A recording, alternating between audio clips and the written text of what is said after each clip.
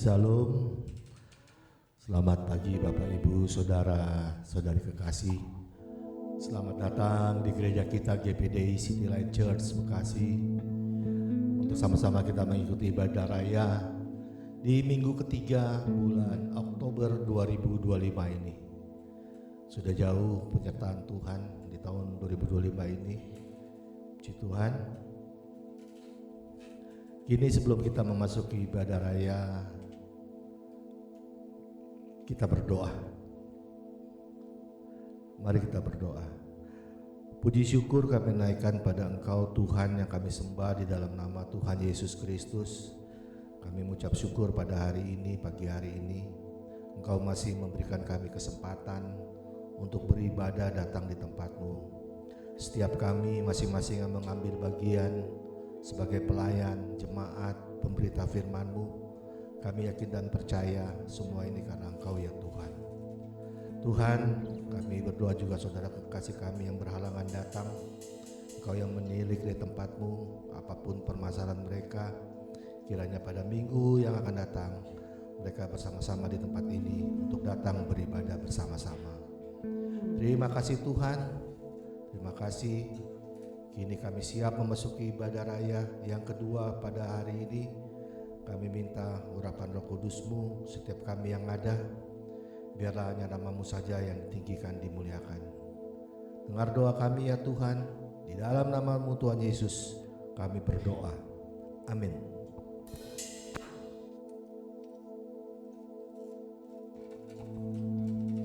Haleluya. Puji nama Tuhan, kita bisa berkumpul kembali tempat ini bersama-sama untuk menikmati hadirat Tuhan lebih lagi.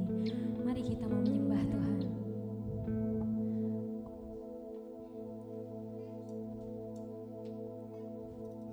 Haleluya.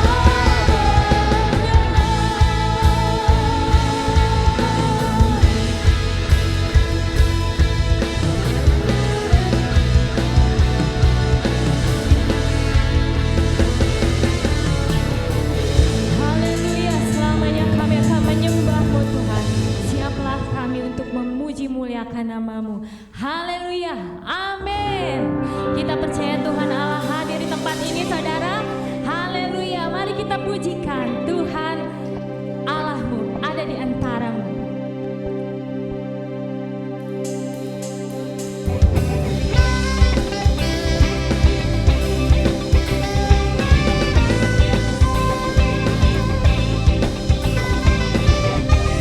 Terima kasih buat kehadiran-Mu Tuhan. Haleluya. Tuhan Allahmu ada di antaramu sebagai pahlawan yang memberi kemenangan. Dalam kasih-Nya kita dibaharui. Allah berkiran dengan penuh sukacita. Tuhan Allahmu ada di antaramu sebagai pahlawan yang memberi kemenangan. Dalam kasih-Nya kita dibaharui. Allah berkiran dengan penuh sukacita. Tuhan Allah bersorak-sorai karena kita Dia bersorak menjadi pelayan dan sukacita. Sebab Tuhan Allah di tengah kita. Tuhan Allah bersorak-sorai karena kita Dia bersorak menjadi pelayan dan sukacita. Sebab Tuhan Allah di tengah kita. Mana ada di tempat ini saudara? Dia ada untuk masalahmu, Dia ada untuk kesehatanmu, Dia ada untuk keluargamu. Dia adalah sumber keajaiban.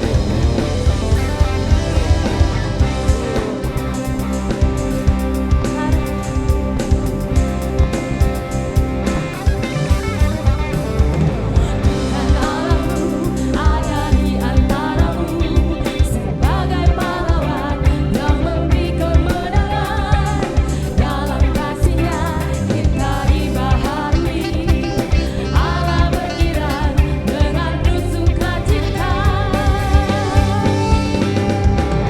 Tuhan Allah bersorak-sorai karena kita Dia bersorak menjadi pelayan dan sukacita.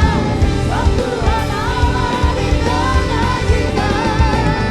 Tuhan Allah bersorak-sorai karena kita Dia bersorak menjadi pelayan dan sukacita. Sebab Tuhan Allah di tengah kita. Tuhan Allah bersorak-sorai karena kita Dia bersorak menjadi pelayan dan sukacita. Sebab Tuhan Allah di tengah kita. Sebab Tuhan Allah di tengah kita. Sebab Tuhan Allah di tengah kita. Haleluya.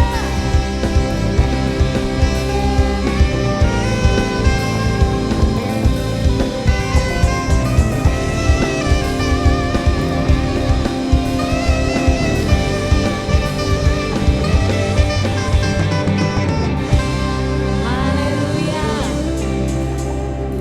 Semua diberkati Tuhan, amin.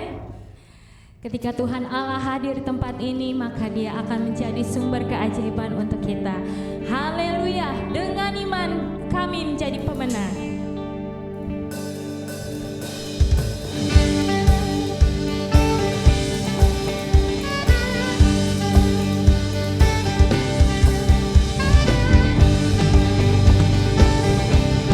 Terima kasih buat kemenangan yang Kau berikan kepada kami Tuhan.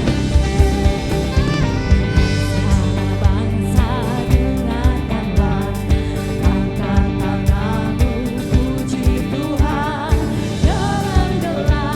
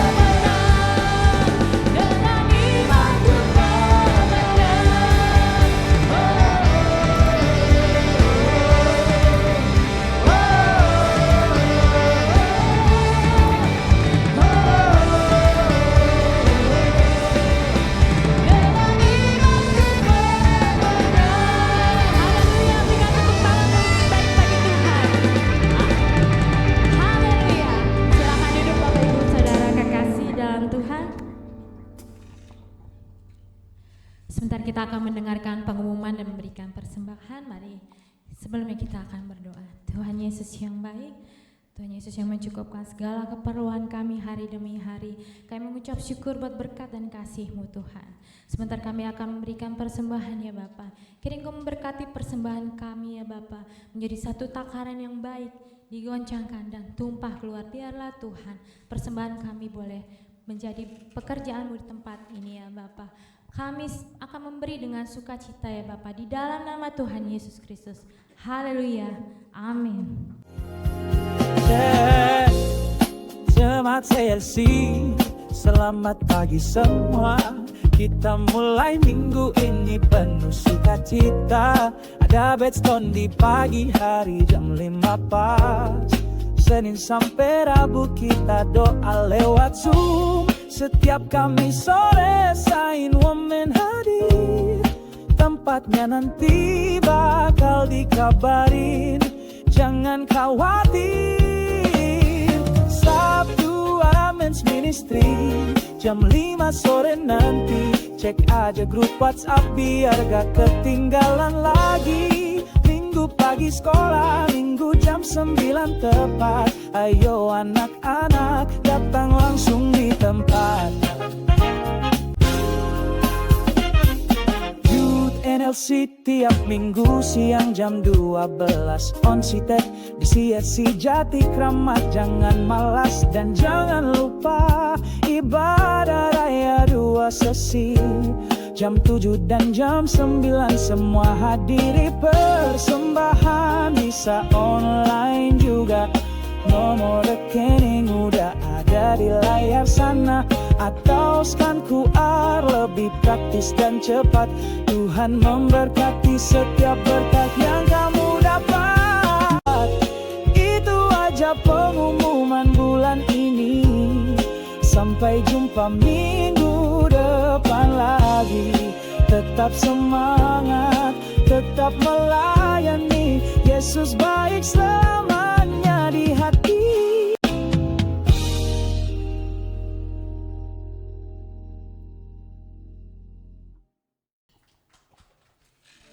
Haleluya, demikian pengumuman. Sebentar kita akan mendengarkan firman Tuhan. Mari kita mempersiapkan hati kita. Kita mau menyembah Tuhan jauh lebih dalam lagi. Walaupun masalahnya masih ada, walaupun gunungnya tidak berpindah, kita mau tetap percaya Tuhan yang pegang kuasa. Amin.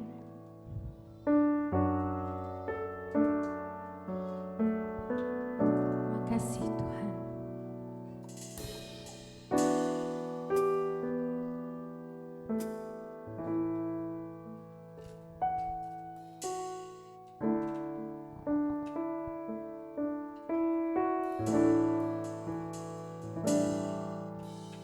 Jiwaku bertanya, apakah masih ada harapan melewati tangisan, rasa sesak di dada. Imanku berkata, Tuhanku yang pegang kuasa. Dia selalu bekerja, meski mata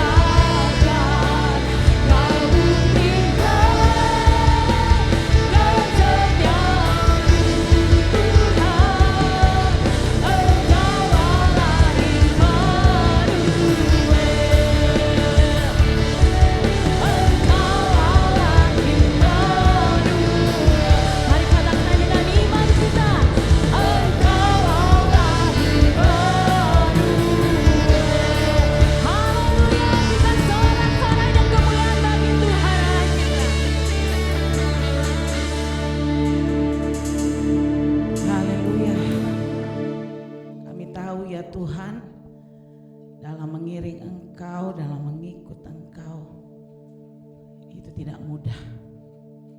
Tapi kalau kami boleh berdiri, bertahan sampai hari ini, semua karena kasih anugerah Tuhan yang ajaib, yang luar biasa, yang selalu jadi bagian buat setiap kami umat Tuhan.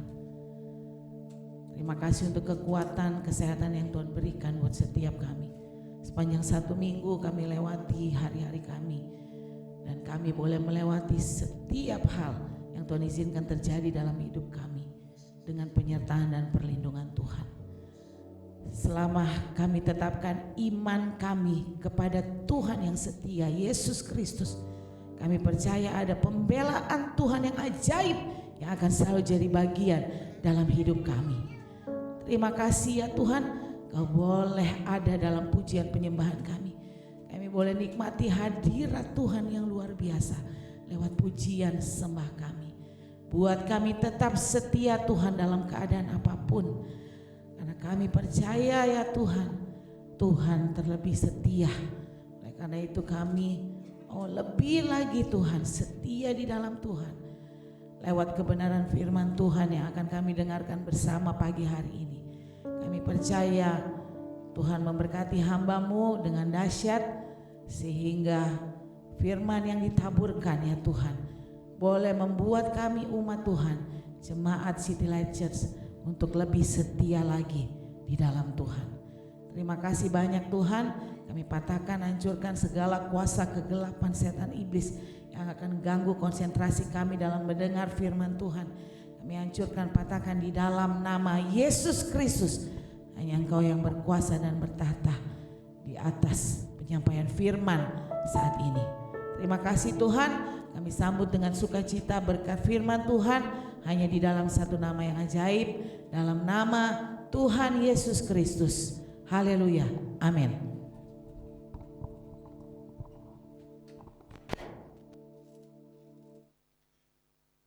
Haleluya.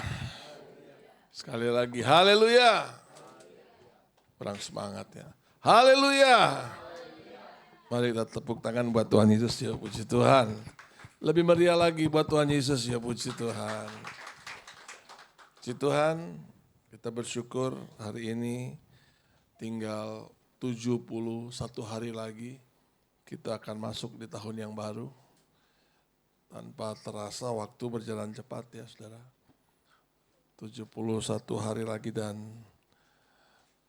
kita sudah hampir menyelesaikan satu kitab Kejadian. Saudara-saudara ingat dari bulan Januari, saudara terus belajar kitab Kejadian. Mudah-mudahan gak bosan ya. Dan sekarang kita sudah akan masuk kitab Kejadian dari Kejadian pasal 37 sampai Kejadian pasal 42. Kejadian 37 sampai Kejadian 42. Dan semua yang terjadi dalam Kejadian 37, 38, 39, 40, 41 dan 42, kalau kita ambil garis merahnya, semua bercerita tentang proses. Bahwa hidup ini adalah sebuah proses. Seperti yang dialami oleh Yusuf dalam hidupnya, dia menjalani sebuah proses dalam perjalanan hidup. Nah, kita saudara yang ada di sini, kita sadar bahwa hidup kita adalah sebuah proses. Karena yang kita jalani bukan hanya natural journey, bukan hanya perjalanan yang alamiah, di mana saudara kemudian lahir dari tidak tahu apa-apa, saudara butuh tangan orang lain untuk bisa saudara makan, minum, berpakaian, sampai saudara akhirnya saudara bisa makan sendiri, ya, minum sendiri, berjalan, perlu dituntun dulu, baru kemudian saudara bisa berjalan sendiri, sampai saudara bisa membaca, menulis, beraktivitas. Sampai hari ini saudara ada sebagaimana saudara ada dalam segala kemandirian saudara. itu adalah sebuah proses yang kita kenal dengan natural journey, perjalanan yang alamiah. Nah, kalau kita hanya memiliki natural journey, perjalanan alamiah, maka kita tahu ujungnya adalah kematian. Artinya saudara hidup ujung-ujungnya, destininya adalah kematian. Artinya saudara hidup untuk mati. Kalau kita hanya melihat perjalanan ini, proses ini hanya kepada natural journey. Namun kita sebagai orang percaya, kita tahu benar bahwa di balik natural journey, di balik perjalanan yang alamiah, seluruh proses yang saudara dan saya jalani, kita melihat hari ini dan seterusnya, kita sedang melakukan sebuah spiritual journey, sebuah perjalanan rohani yang destininya, ujungnya itu hidup yang kekal. Jadi kalau alamiah journey atau perjalanan alamiah, ya ujungnya kematian. Tapi kita semua sepakat hari ini bahwa tujuan kita sama, yaitu hidup yang kekal. Ya, nggak ada kan di sini yang tujuannya mau masuk neraka, ada. Ya, kalau ada, saudara salah tempat. Ya. Karena tujuannya sama, memperoleh hidup yang kekal, maka kita melihat seluruh proses yang saudara dan saya jalani adalah sebuah proses dari sebuah spiritual journey yang akhir-akhirnya akan membawa kita pada hidup yang kekal. Nah, sekarang kita akan melihat apa yang proses yang dialami oleh Yusuf dari Kejadian 37 sampai 42. Dan mungkin sebelum, kalau kapal saudaranya terlalu berat di belakang, bakal tenggelam di belakangnya. Apa nggak bisa maju ke depannya? Itu tangganya roboh loh. Ayolah, mari maju ke depan yuk. Yuk Edu and the gang. Nah, samping Abi dong tuh, kayak contohnya lah Abi ya Lukas. Selalu duduk di depan kalau pelayanan. Kalau enggak, bukan cuma di belakang, kadang-kadang hilang. Tapi itu dulu ya Bi ya, sekarang enggak deh. Masih ada lagi yang di depan? Yuk, Om Roy. Kasihan loh, Om Roy duduk di itu, Om Roy duduk di tangga. Cobalah dikasih kursi lah. Om David, bukan David Sitabutar, David yang satu lagi tuh. Oke, yaudah. Kita buka kesimpulan yang dilakukan oleh Lukas. Ditulis oleh Lukas, yang dilakukan oleh Stefanus. Ditulis oleh Lukas dalam buku Kisah Para Rasul, dalam Kisah Para Rasul pasal 9. Kisah Para Rasul, buku atau kitab Kisah Para Rasul ini ditulis oleh Lukas. Dan Lukas mencoba menulis apa yang diucapkan oleh Stefanus dalam perdebatannya, diskusinya dengan imam. Stefanus mencoba menjawab Saulus, ya. Dalam Kisah Para Rasul pasal 7. Kisah Rasul pasal 7 ayat 9 dan ayat 10. Ini yang diucapkan oleh Stefanus di depan imam besar, yang kemudian ditulis oleh Lukas. Sama-sama yuk kita baca. 1, 2, 3. Karena iri hati, bapak-bapak leluhur kita menjual Yusuf ke tanah Mesir.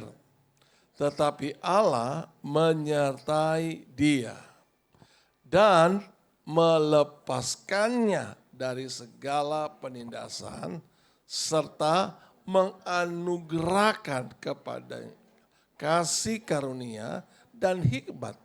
Ketika ia menghadap Firaun, Raja Mesir, Firaun mengangkatnya menjadi kuasa atas tanah Mesir dan atas seluruh istananya. Saudara, apa yang dirangkum oleh Stefanus memberikan penjelasan yang lebih tegas menurut saya. Dan ini adalah rangkuman dari cerita apa yang harus nanti saudara baca di rumah ya. Janji ya baca ya. Kejadian pasal 37 sampai Kejadian 42. Jangan baca sekarang. Nanti saudara nggak perhatiin khotbah nih. Lagi khotbah saudara baca Alkitab, saudara malah nggak perhatiin saya.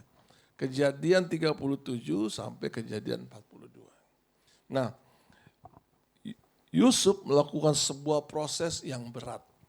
Itu berawal dari catatan Stefanus, Lukas, berawal dari iri hati kakak-kakaknya. Kalau saudara perhatikan tadi di ayat yang 9, karena iri hati bapak-bapak leluhur oleh kakak-kakaknya Yakub, Yusuf, anak-anak Yakub, kemudian proses itu berjalan. Yusuf pertama setelah mendapatkan petunjuk dari Tuhan bahwa dia akan menjadi pemimpin, dia akan menjadi penolong, dia akan menjadi pelindung bagi keluarga besarnya, itu membangkitkan iri hati kepada kakak-kakaknya. Artinya bahkan Yusuf mendapat dilihat oleh kakaknya lebih disayang oleh Yakub bapak mereka, oleh Israel daripada mereka sendiri. Itu membangkitkan rasa iri yang terus menerus. Ya, bahkan kita tahu bahwa Yusuf mendapatkan baju maha indah dari Yakub, menunjuk bahwa Yakub betul perhatian kepada Yusuf. Mungkin karena Yusuf mendapatkan anak, yaitu Yakub mendapatkan anak, yaitu Yusuf di masa tuanya. Ya, saya nggak tahu umur, saya harus baca lagi di Alkitab umur berapa sih Yakub mendapatkan Yusuf. Mungkin pikiran saya sih di atas 70 tahun. Jadi antara cucu dan anak itu tertuang semua di situ ya. Ini di luar khotbah. Kalau seandainya minggu depan atau 2 minggu depan, saudara lihat Bapak Gembala, Ibu Gembala bawa anak kecil, ya. Itu bukan cucu. Jangan saudara mulai gosip, wah jangan-jangan Edu, anaknya Edu lagi nih. Enggak. Atau anak orang lain yang berhubungan dengan Bapak Gembala. Wah itu bukan. Jahat itu pikir kayak gitu. Ya. Kami hanya dipercayakan untuk bertanggung jawab kepada seorang bayi yang baru lahir. Jadi sejak lahir dipercayakan kepada kami dan kami terima sebagai bentuk tanggung jawab. Karena ini anak yang kami dapat di masa usia yang menjelang tua gitu ya. Jadi saya mau katakan ini harus menjadi tanggung jawab bukan cuman saya tapi saudara juga harus bertanggung jawab. Ya. Saya rencana mau namakan anak ini City Light Church. Cuman gak lucu kan saudara, manggilnya susah gitu ya. Mau manggil City gak lucu ya. Ya, saya lagi mikir apa namanya Sila. Ya, Sila itu City Light juga karena lebih halus atau apa sih. Kalau udah lahir lah saya mungkin minta hikmat sama Tuhan nama anak ini cocok untuk mengingatkan setiap saudara sebut namanya, saudara ingat itu juga tanggung jawab saya. Itu saya lagi pikir apa gitu ya. Tapi kembali ke cerita Yusuf. Yusuf mendapatkan anak di usia yang tua. Jadi rasa sayangnya lebih besar daripada kakak-kakaknya. Saya pikir kalau kita yang udah punya anak ya, rasanya nggak bisa bohongin lah. Yang bontot itu jadi perhatian lebih besar lah daripada yang sudah dewasa. Saya yakin sesayang-sayangnya Bang David sama ke Yuda pasti lebih perhatian ke Petra. Betul ya, itu nggak bisa dibohongi. Tapi itu hanya bukan berarti tingkat cinta, tingkat sayang orang tua kepada anak itu berbeda. Hanya perhatian. Dan itu yang membuat kakak-kakaknya iri sehingga mereka mendendam. Apalagi cerita Yusuf membuat mereka merasa kok jadi mereka di bawah. Ya, karena Yusuf kan hadir sebagai penolong, pelindung, pemimpin. Itu membuat kakak-kakaknya makin sakit hati. Satu kali saudara, Yusuf disuruh oleh ayahnya Yakub pergi melihat kakak-kakaknya yang sedang mengembalakan kambing domba yang gak pulang-pulang sambil membawa makanan. Maka Yusuf pergilah dari rumahnya ke Sikem. 3 hari perjalanan kurang lebih jauhnya. Sampai di Sikem, dia gak dapatkan kakak-kakaknya. Tapi bukan berarti dia langsung pulang, karena ini tugas. Rupanya Yusuf sudah terlatih menerima tanggung jawab dan mengerjakannya sampai tuntas. Maka Yusuf bertanya kepada banyak orang, itu di mana kakakku? Maka dia dapat informasi bahwa kakaknya sedang ke Dotan. Maka pergilah Yusuf ke Dotan. Begitu kakaknya melihat Yusuf di Dotan, maka kakaknya merencanakan sesuatu yang jahat. Apa yang akan mereka lakukan? Mereka bersepakat, kita telanjangi dia.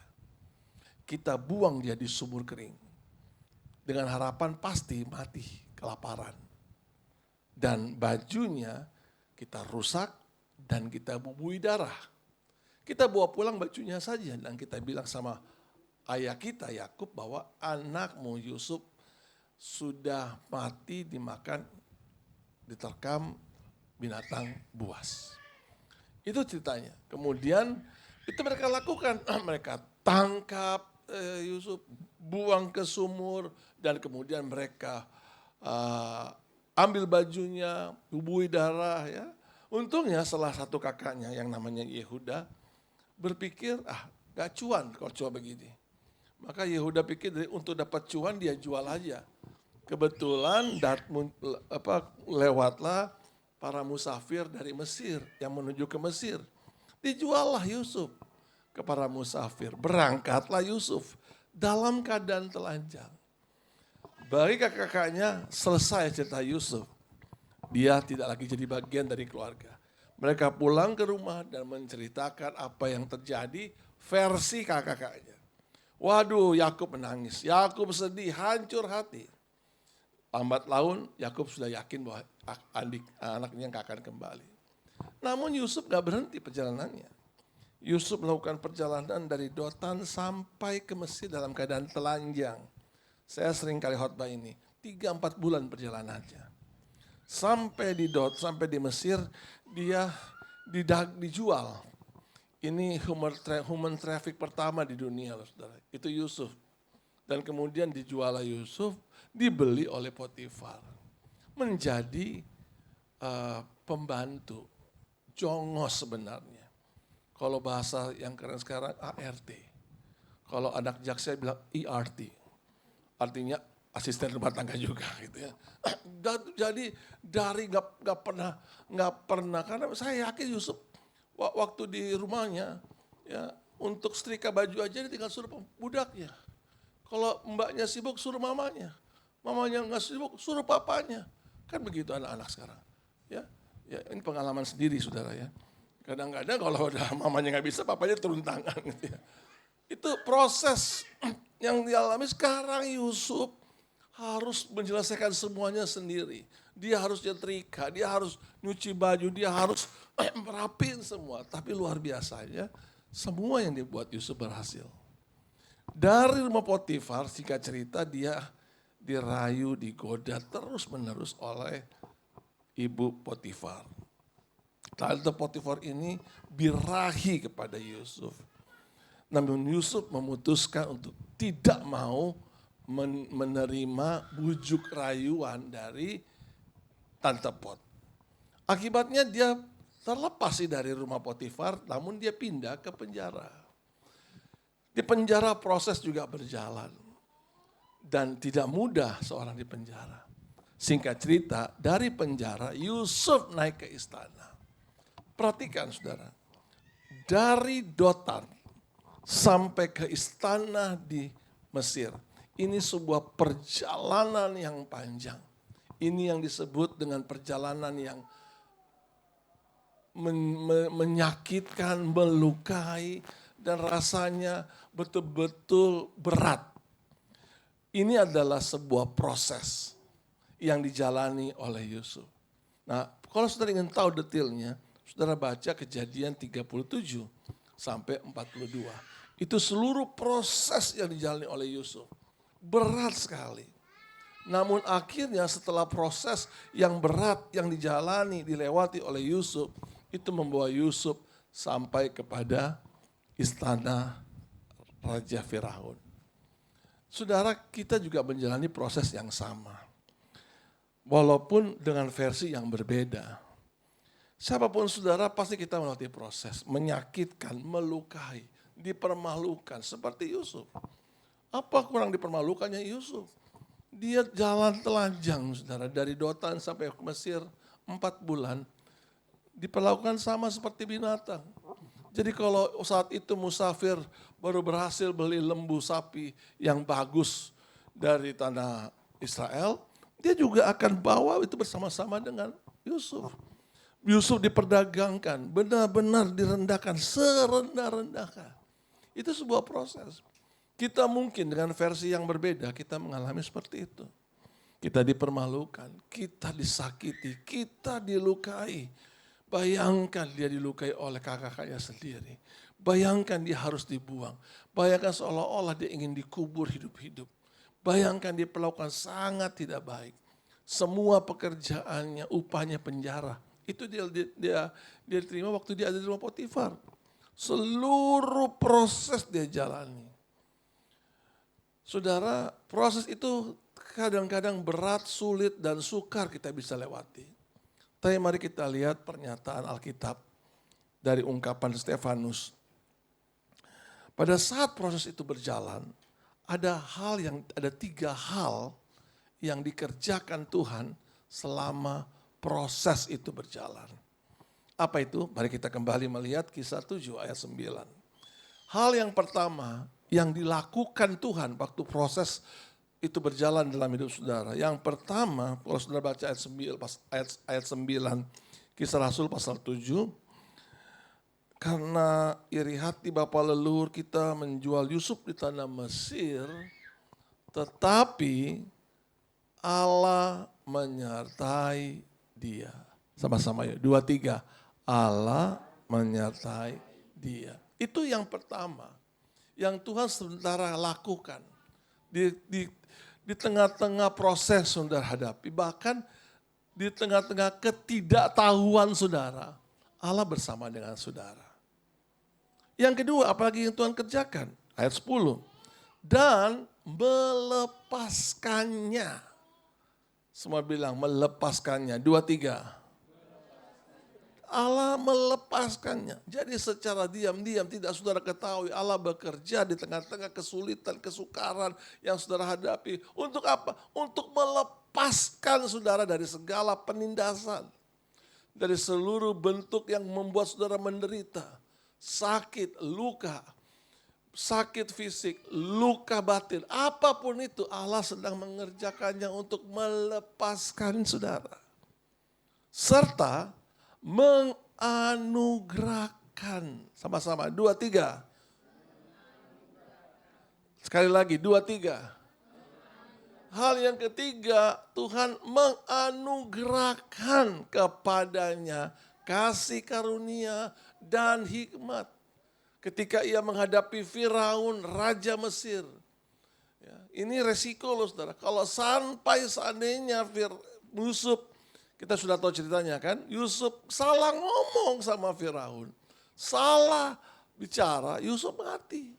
Tapi karena Tuhan telah mengaruniakan kasih karunia dan hikmat, itu yang membuat Firaun malah mengangkatnya menjadi kuasa atas seluruh tanah Mesir, bahkan atas seluruh istananya.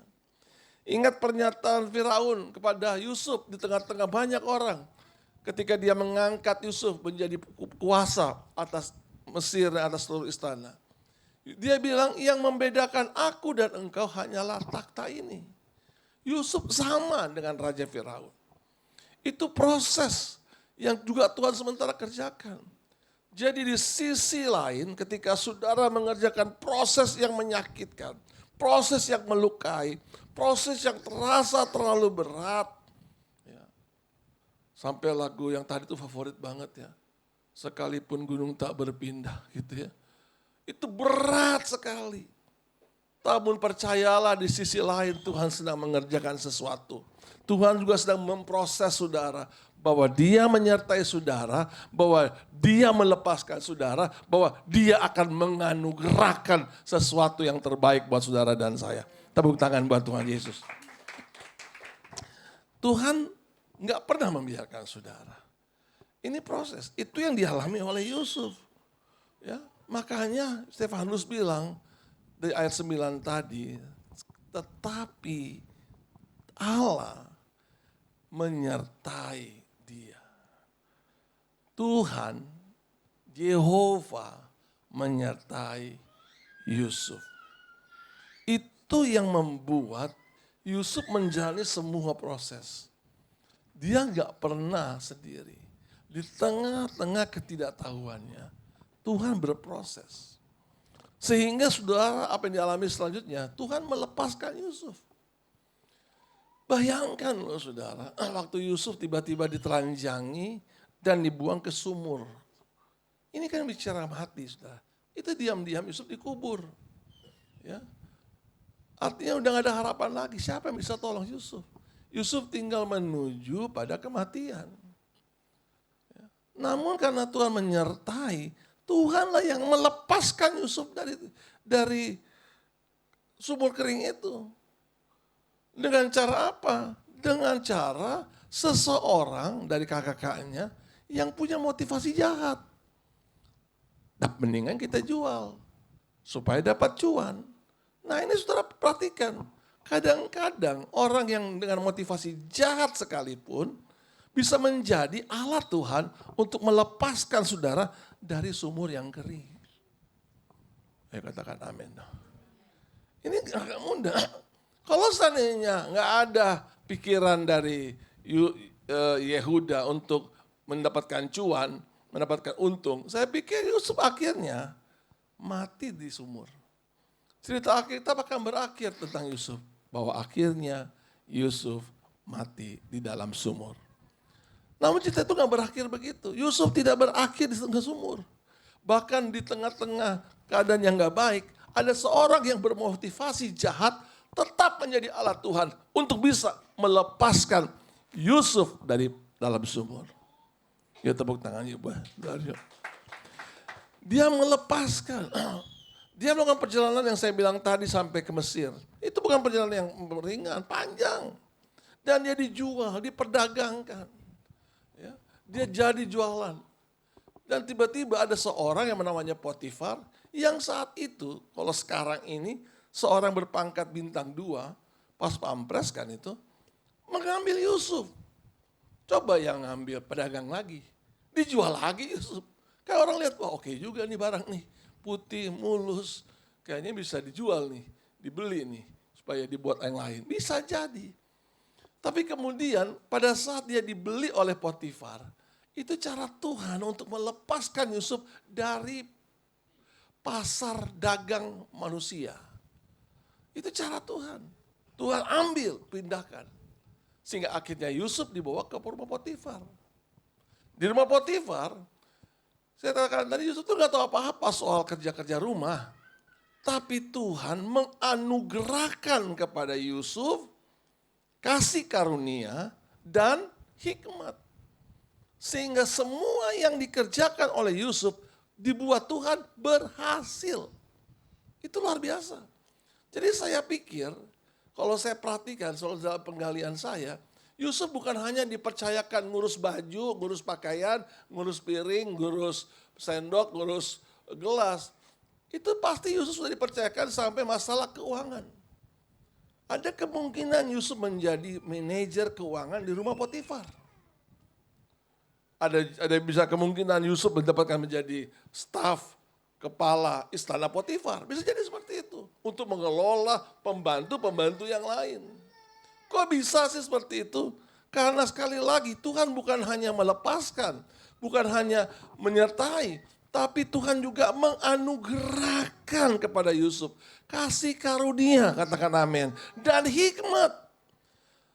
Kalau Yusuf bisa mendapatkan hati tuannya, Potifar, itu kasih karunia loh. Kalau saudara bisa mendapatkan hati dari majikan saudara, dari bos saudara, dari orang-orang di sekitar saudara, itu kasih karunia. Karena kalau ada orang bisa sayang sama saudara, bisa peduli kepada saudara, itu adalah bentuk kasih karunia Tuhan. Dan kalau saudara mengerjakan sesuatu yang baru tetapi tiba-tiba kok jadi bagus, jadi baik, itu karena hikmat Tuhan.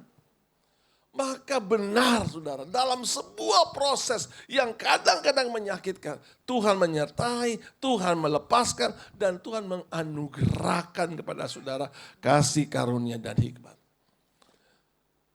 Walaupun di tengah-tengah proses. Saudara, ternyata saudara ingat bahwa proses itu bukan hanya berhubungan dengan penderitaan, tapi juga berhubungan dengan kenikmatan. Itu dialami oleh Yusuf. Yusuf bukan berhadapan dengan penderitaan. Dia ditelanjangi, dipermalukan, dia susah, sedih, sakit, luka. Tapi kemudian istri Potifar ini, Tante Pot, dia merayu Yusuf, menggoda Yusuf day by day, dari hari ke sehari. Ya. Itu gak mudah loh. Ya. Karena mungkin, maaf nih, kita sudah ini orang dewasa semua. Ya, mungkin setelah Tante Pot mandi, dia make up sedikit, terus dia lewat di depan Yusuf pakai baju transparan. Gak bisa gitu kan. Dengan maksud Yusuf tergoda. Yusuf gak tergoda. Karena melihat Yusuf gak tergoda, dia tarik. Ayolah cup, gak ada orang, sepi nih. Kesempatannya ada, bebas, ini oke. Tapi apa kata Yusuf? Semua yang ada di rumah ini telah dipercayakan Tuhan kepadaku kecuali engkau. Karena engkau adalah istrinya. Bagaimana mungkin aku melakukan dosa yang sebesar ini? Yusuf tahu persis ini gak baik. Dan gak ada cara lain. Dan waktu Yusuf keluar lari meninggalkan rumah Potifar. Dan kemudian istri Potifar menuduh Yusuf memperkosa dia.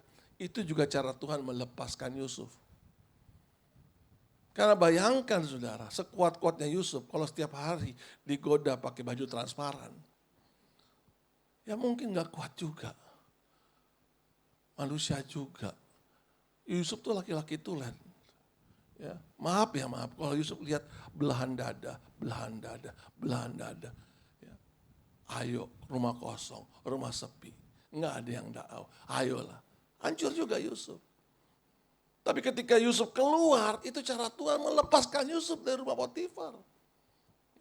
Kalau Yusuf mengikuti keinginan Potifar, ceritanya jadi lain tentang Yusuf. Yusuf pergi dibawa Tuhan ke dalam penjara. Dan di situ Tuhan menganugerahkan kepada Yusuf hikmat dan kasih karunia. Sehingga bayangkan seorang tahanan mendapat kunci penjara. Dan dengan mudah saudara, Tuhan memberikan hikmat kepada Yusuf. Ketika ada 2 orang bermimpi kan. Ingat ya, 2 orang bermimpi, 1 tukang roti, 1 tukang minum. Dan Tuhan bilang sama tukang roti, sebentar kamu akan dipanggil. Dan dalam waktu beberapa hari kemudian kamu akan dihukum mati. Kaget tuh. Kalau kamu tukang minum, sebentar juga kamu akan dipanggil, tapi kamu akan dikembalikan ke istana. Terus Yusuf bilang begini, nah kalau kamu udah di istana, udah melayani minum raja, jangan lupa sama Eke ya. Gitu ya. Ingat-ingatlah, bilang tuh ada orang hebat di istana. Dan benar saudara. Tukang roti dia panggil untuk dihukum mati, tukang minum dipanggil kembali ke istana. Tapi jelas Alkitab bilang, tukang minum ini lupa sama Yusuf. Alkitab bilang lupa. Nah saudara, proses itu berjalan. Kenapa seringkali Tuhan kok bisa membuat orang lupa? Karena Tuhan ingin memastikan waktunya adalah waktunya Tuhan. Ini saudara ingat baik ya, kalau kembali dari cerita Yusuf. Seringkali apa yang saudara buat kepada orang lain, dengan harapan saudara butuh orang tersebut, dan dia lupa, sebab Tuhan ingin memastikan waktu yang terjadi adalah waktu yang tepat menurut ukuran Tuhan. Jadi kalau dia lupa, gak usah kecewa. Karena bisa jadi ini bukan waktu Tuhan yang tepat. Padahal saudara butuh nih pertolongan, dia lagi bisa nolong, tapi dia gak tolong. Padahal dia pernah saya tolong, saya pernah kasih makan, saya pernah traktir, saya pernah kasih pinjaman. Tapi dia tetap gak ingat. Tenang saja saudara. Bisa jadi itu belum waktunya Tuhan buat saudara. Karena kalau lihat dari Yusuf, Yusuf tepat mendapatkan waktunya Tuhan. Dan ketika Raja Firaun bermimpi, ceritanya jadi lain. Nggak ada yang bisa artiin mimpi Raja Firaun. Sampai akhirnya ingatlah tukang anggur ini. Ada seorang temannya dulu yang bisa mengartikan mimpi. Singkat cerita Yusuf dipanggil. Yusuf mengartikan mimpi. Karena ada dianugerahkan Tuhan hikmat. Dianugerahkan Tuhan kasih karunia. Penjelasan Yusuf lebih clear, jelas. Bahkan Raja Firaun bilang begini, belum pernah aku menjumpai seorang seperti ini. Seorang yang dipenuhi dengan roh Allah. Yusuf diangkat menjadi orang tertinggi setelah Raja Firaun. Proses Tuhan terjadi. Di tengah-tengah proses, ingat, Tuhan bersama dengan saudara. Ingat, Tuhan akan melepaskan saudara. Dan ingat, Tuhan akan menganugerahkan sesuatu yang terbaik buat saudara. Ikuti kalimat saya. Saya percaya Tuhan menyertai saya. Saya percaya Tuhan melepaskan saya. Saya percaya Tuhan menganugerahkan kasih karunia dan hikmat. Tepuk tangan buat Tuhan Yesus. Itu baru pendahuluan khotbah saya, saudara. Tenang, belum.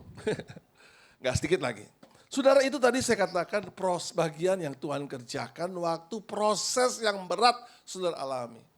Tapi saudara juga harus tahu tujuan proses itu supaya saudara ngerti bagian saudara itu apa. Jadi semua proses juga ada tujuan. Kalau tadi kita sudah melihat apa yang Tuhan kerjakan melalui proses yang saudara hadapi, tapi juga saudara harus tahu dan yakin dan percaya benar bahwa ada keinginan yang Tuhan mau saudara kerjakan. Yang Tuhan mau saudara lakukan bagian saudara. Sehingga kita ini bisa menikmati apa yang disebut penyertaan Tuhan, apa yang disebut Tuhan melepaskan saudara, dan apa yang disebut dengan penganugerahan yang Tuhan berikan. Yang harus saudara kerjakan, yang Tuhan inginkan pertama, waktu proses itu berjalan, saudara bersungguh-sungguh mencari Tuhan. Sekarang sama-sama yuk, 2, 3. Bersungguh-sungguh mencari Tuhan. Sekali lagi, 2, 3. Saudara mungkin sering mencari Tuhan. Tapi kadang-kadang yang Tuhan inginkan dalam sebuah proses saudara bersungguh-sungguh mencari Tuhan. Amsal 3 ayat 5 sampai 6. Pada saat kita mencari Tuhan itu berarti kita belajar mempercayai Tuhan. Amsal 3 ayat 5 sampai 6. Mempercayai Tuhan dengan segenap hati. Saudara tidak lagi bersandar dengan pengertian saudara sendiri. Saudara benar-benar selalu melibatkan Tuhan dalam setiap tingkah laku saudara. Setiap tindakan saudara ayat 6. Karena pada saat saudara melakukan apapun saudara tahu Tuhan ada di sana. Dan dari situ saudara akan lihat Tuhan akan meluruskan jalan saudara. Ini harus hadir dalam hidup saudara. Cari Tuhan sungguh-sungguh. Karena bahaya seseorang yang sudah berada dalam rutinitas pelayanan. Seseorang yang berada dalam tradisi gereja. Kehilangan kesungguh-sungguhan untuk mencari Tuhan. Padahal yang Tuhan ingin kesungguh-sungguhan. Cari Tuhan, percaya Tuhan dengan segenap hati. Bahkan tidak lagi bergantung kepada yang lain. Fokusnya hanya kepada Tuhan. Bahkan dalam setiap tindakan saudara-saudara tahu ini semua untuk Tuhan. Maka dari sana Tuhan akan meluruskan saudara. Meluruskan jalan saudara.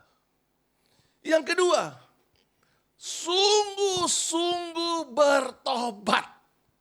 Sama-sama, 2, 3. Belum semua, 2, 3. Sungguh-sungguh bertobat. Karena Tuhan juga ingin Pertobatan itu bukan setengah-setengah.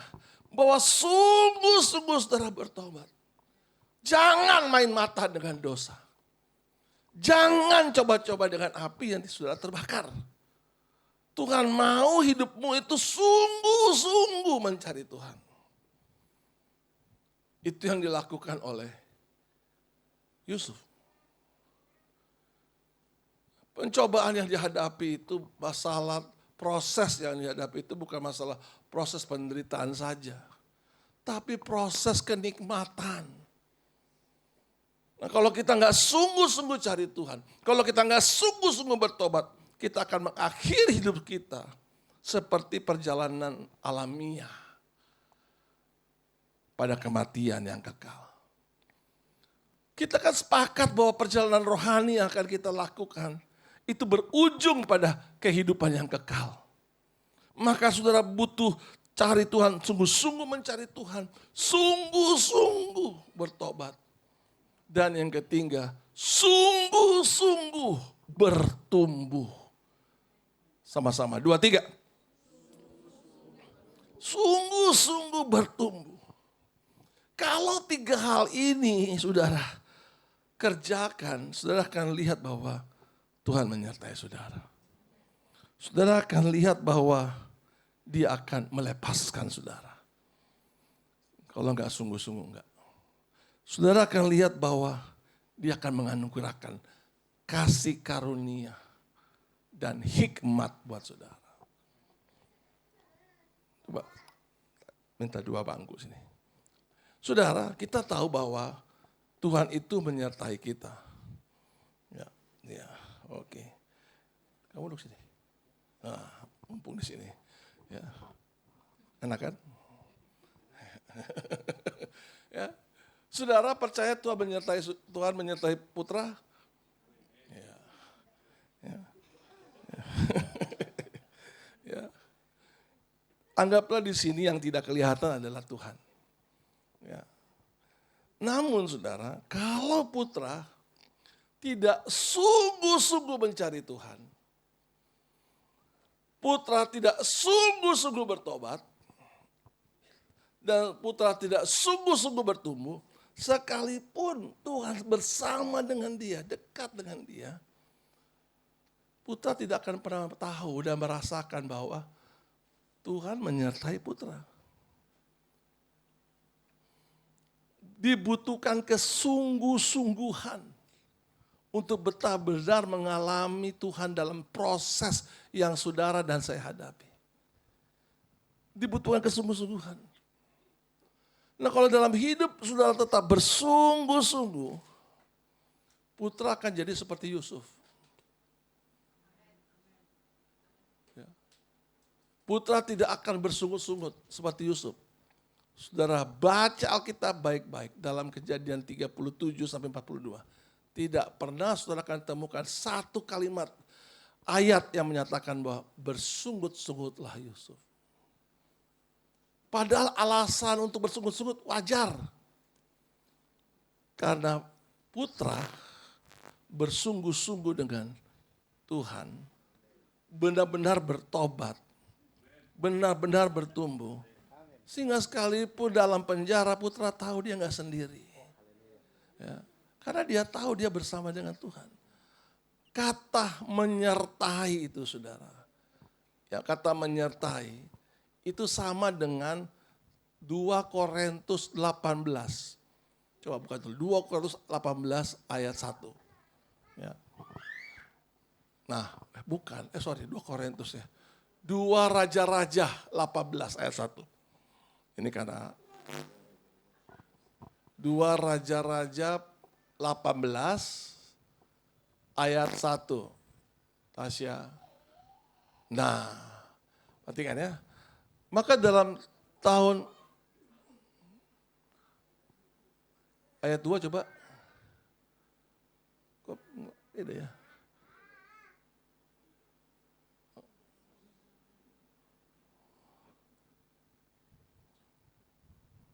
Ayat 3 mungkin ya. Betul ini dia. Ayat 2 lagi, balik ayat 2. Sabar ya Put. Soalnya kita kan mau berjalan bersama-sama nih. Aduh, saya mesti lihat catatan dulu. Bentar. So menurut saya ini penting saudara baca sih. Ya, kita tetap dalam hadirat Tuhan ya. Oh, itu dia. Kata berserta itu dalam bahasa Ibrani dabak. Ayat 6. Nah, itu di ayat 6. Cepat. Ayat 6. Nah ini. Dabak itu menyertai atau berpaut. Ia berpaut kepada Tuhan. Tidak menyimpang daripada mengikuti Dia dan ia berpegang pada perintah-perintahnya yang telah diperintahkannya kepada Musa. Menyertai itu seperti itu, berpaut. Itu yang dialami oleh Yusuf. Sehingga Yusuf selalu merasakan penyertaan Tuhan. Dari mana Yusuf bisa mendapatkan hikmat pengertian? Karena Yusuf itu percaya Tuhan itu ada. Yusuf itu percaya pertobatan itu membuat dia bisa lebih dekat dengan Tuhan. Kuduslah kamu sebab aku kudus. 1 Petrus 1 ayat 16. Tanpa kekudusan tidak ada seorang pun yang bisa melihat Tuhan. Ibrani 12 ayat 12. Artinya apa saudara? Setiap saat pastikan hidup kita itu berpaut dengan Tuhan. Terus bertobat. Sungguh-sungguh bertobat. Dan sungguh-sungguh bertumbuh. Itu yang akan menghadirkan hikmat dan kasih karunia kepada Tuhan. Makanya ketika ada orang yang ngomong kepada putra, Put, ini artinya apa? Putra dengan mudah menjawab. Ini ada artinya, tapi lu harus dengar. 3 hari lagi lu akan diambil. Masuk pengadilan, dihukum mati. Berani putra ngomong gitu? Berani kan? Berani kan? Karena putra dapat informasi itu dari siapa? Dari Tuhan. Tiba-tiba tanya orang, gue gimana nasibnya gue Put? Nah kalau lu 3 hari lagi, lu dijemput. Tapi dibawa ke istana. Kembali kerja, jabatan oke. Dan berani, dia bukan halu nih. Karena dia tahu Tuhan berpaut. Dia dekat sama Tuhan, dia menyertai Tuhan. Dia mendapat anugerah Tuhan. Dan benar, dan putra bilang, tapi bos jangan lupa bos. Lu kalau udah dekat sama raja ingat gue. Ada orang yang bisa nolong, gitu kan. Itu proses. Dan putra jalannya semuanya, sekalipun dia dilupakan, dia proses. Termasuk di rumah Potifar. Tiba-tiba putra lihat Tante Pot.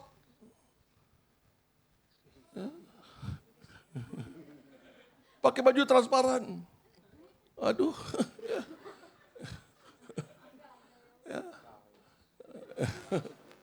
Seksi. Ya. Semuanya kelihatan vulgar. Ya. Kalau putra tidak sungguh-sungguh datang sama Tuhan, tidak sungguh-sungguh bertobat, tidak sungguh-sungguh bertumbuh,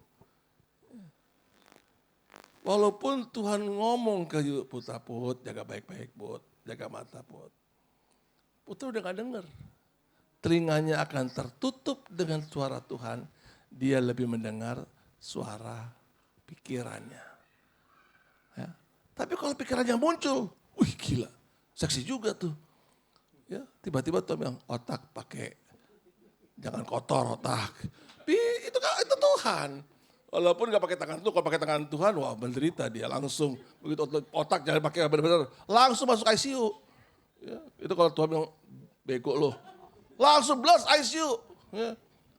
2 bulan gak keluar ICU. Ya, geger otak, beneran. Itu kalau Tuhan, cuma ini masih asistennya aja, jadi masih aman. Tapi kalau dia gak dengar, saudara masuk dia. Karena proses itu harus berjalan, saudara, supaya sampai benar-benar. Ya. Kalau masih gak berubah, proses jalan lagi. Sampai benar-benar ketika datang itu Potifar, Tante Pot datang, Yusuf, putra udah gak terganggu lagi.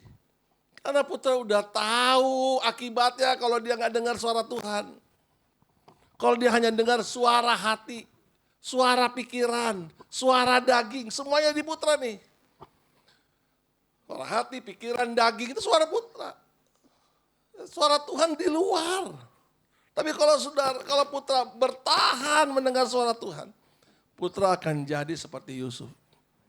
Putra akan berkata, bagaimana mungkin aku melakukan dosa yang sebesar ini.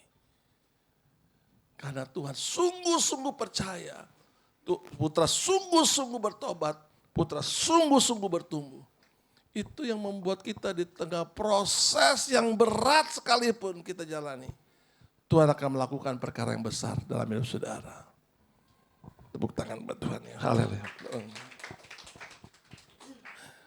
Saya percaya saudara, setiap firman yang saudara dengar itu adalah firman yang hidup. Datang secara khusus, bukan untuk saya saja. Saya juga, tapi juga untuk saudara. Apakah benar-benar saudara mau melihat keajaiban Tuhan? Secara benar saudara melihat kuasa Tuhan. Bersungguh-sungguhlah mencari Tuhan. Bersungguh-sungguhlah bertobat. Bersungguh-sungguhlah bertumbuh. Apapun kesulitan yang kau hadapi, engkau akan lihat keajaiban Tuhan bekerja atas hidupmu. Saya percaya bagi Tuhan tidak ada yang mustahil. Kesukaran dan kesulitan apapun yang kau sudah hadapi hari ini, Tuhan selalu ingin menyatakan bahwa Dia Allah yang besar. Jauh lebih besar dari apapun juga. Bahkan lebih besar dari semua kebutuhan, keperluan, bahkan dari seluruh pergumulan yang saudara hadapi. Dia Allah yang sanggup melakukan perkara yang ajaib dan yang besar. Yuk pemusik. Saudara, mari kita datang kepada Tuhan sebagai sebuah sikap yang sungguh-sungguh mencari Tuhan. Sehingga proses seberat apapun yang saudara hadapi, saudara bisa berkata seperti yang dikatakan oleh Paulus. Paulus itu bawaku perjalanan yang berat. Segala perkara dapat kutanggung di dalam Dia yang memberi kekuatan kepadaku. Beban yang 70 kilo itu tetap 70 kilo. Namun kalau saudara menerima kekuatan dari Tuhan, 70 kilo yang terasa berat itu menjadi sangat ringan. Karena saudara tidak lagi menggunakan kekuatan saudara. Saudara akan menggunakan kekuatan yang Tuhan berikan dalam hidup saudara. Sehingga saudara akan tetap keluar sebagai pemenang. Bahkan lebih dari pemenang. Mari kita datang kepada Tuhan. Walaupun gunung tak berpindah, namun tetap percaya bagi Tuhan selalu ada kemenangan. Haleluya. Makasih Tuhan.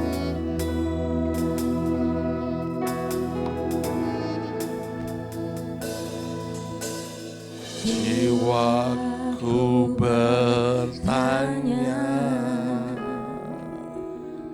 apakah masih ada harapan melewati tangisan,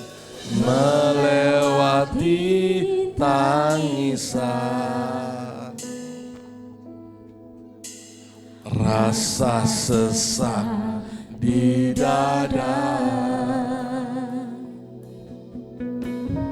imanku berkata, Tuhanku yang pegang kuasa, Dia selalu bekerja. Meski mataku tak melihat, meski mataku tak melihat, walaupun gunung itu tak berpindah, tetap percaya kuasa, sekalipun dalam lembah gelap. Tak mengapa, asal kau di sampingku. Walaupun masalahku masih ada, tetap percaya rencanamu terindah. Iman yang takkan pernah berubah. Iman yang aku pegang padamu Tuhan yang setia. Haleluya, haleluya. Tepuk tangan buat Tuhan. Mari kita bangkit berdiri sama-sama. Jiwaku bertanya, apakah masih ada harapan melewati tangisan, rasa sesak di dada, rasa sesak di dada. Imanku berkata, imanku berkata, yes Lord, Tuhanku yang pegang kuasa. Dia selalu bekerja, meski mata ku tak melihat. Walaupun gunung itu tak berpindah, tetap percaya Kau yang punya kuasa. Sekalipun ku dalam lembah gelap, tak mengapa, asal Kau di sampingku. Ya Tuhan, yes Lord. walaupun masalahku masih ada, Kami tetap percaya rencanamu terindah. Yes, pribadimu takkan pernah berubah. Iman yang aku pegang padamu Tuhan yang setia. Mari angkat hatimu yang katakan, walaupun gunung itu tak berpindah, tetap percaya Kau yang punya kuasa. Sekalipun ku dalam lembah gelap, tak mengapa, asal Kau di sampingku. walaupun masalahku masih ada, kami tetap percaya rencanamu indah, terindah. Pribadimu takkan pernah berubah. Iman yang aku pegang padamu Tuhan yang setia. Mari kita nyanyi lebih sungguh-sungguh lagi. Walaupun gunung itu tak berpindah, tetap percaya Kau yang punya kuasa. Sekalipun ku dalam lembah, tak mengapa Tuhan, asal Kau di sampingku.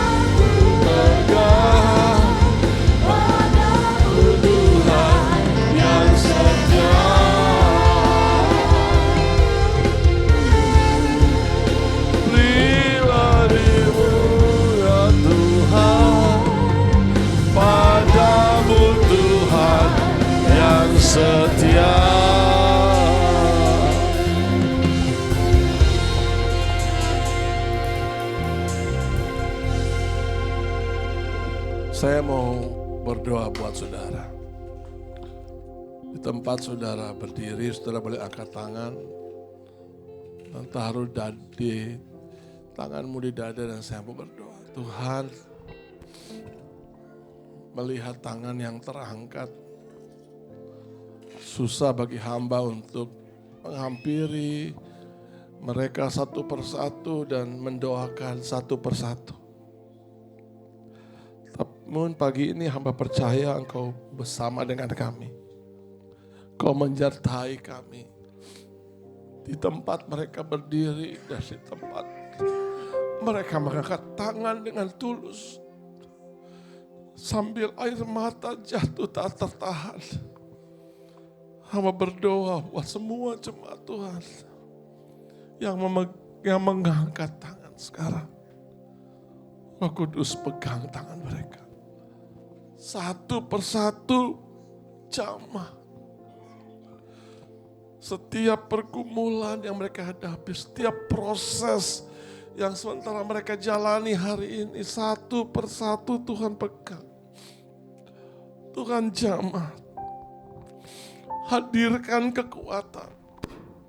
Bahwa sesungguhnya kami tidak cukup kuat melewati proses yang harus kami jalani. Kami tidak cukup kuat. Kami benar-benar butuh kekuatan dari Tuhan. Sekarang ini ya Tuhan. Sekarang ini ya Roh Kudus. Alirkanlah sesuatu. Kia ramataku rapataka. Kia lamata santa lamarabas. Dilepaskan semua keluh kesah kami di batin kami. Kami lepaskan semua kepedihan hati kami. Kami lepaskan dan menyerahkannya ke dalam tangan Tuhan. Dan kami mau sekarang ya Roh Kudus, sembuhkan kami. Pulihkan kami. Semua luka di batin kami. Semua sakit di tubuh kami. Pulihkan ya Tuhan.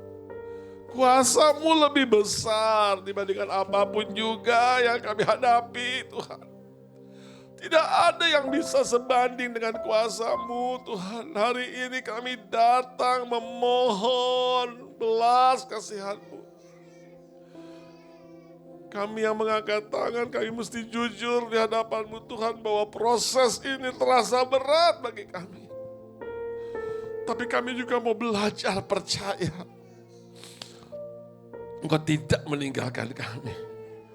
Kami mau bersungguh-sungguh percaya bahwa Engkau akan melepaskan kami dari semua kesukaran, kesulitan yang kami hadapi saat ini.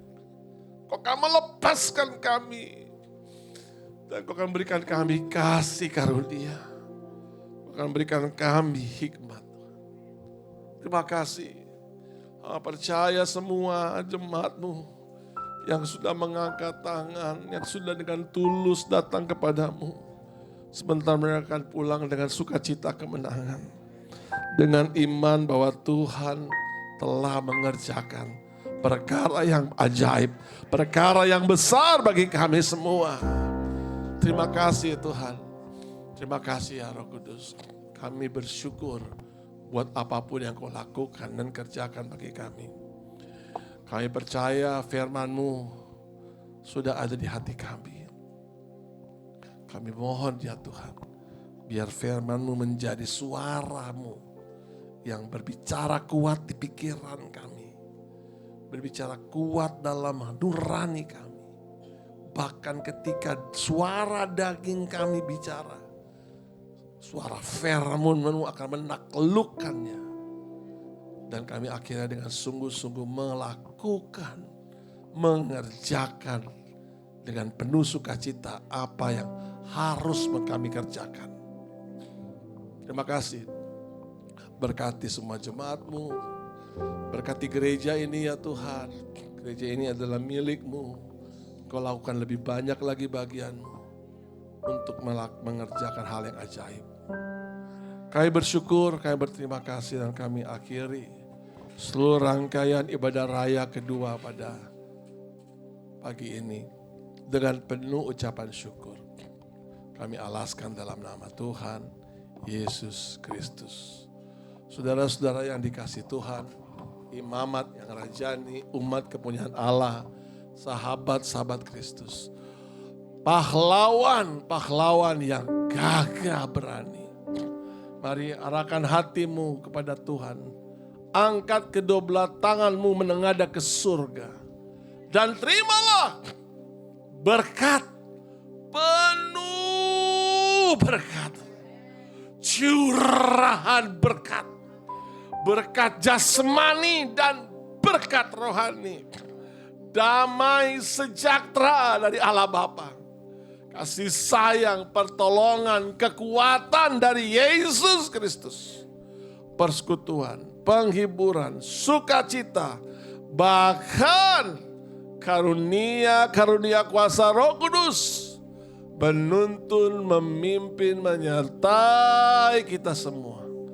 Mulai saat ini sampai selama-lamanya.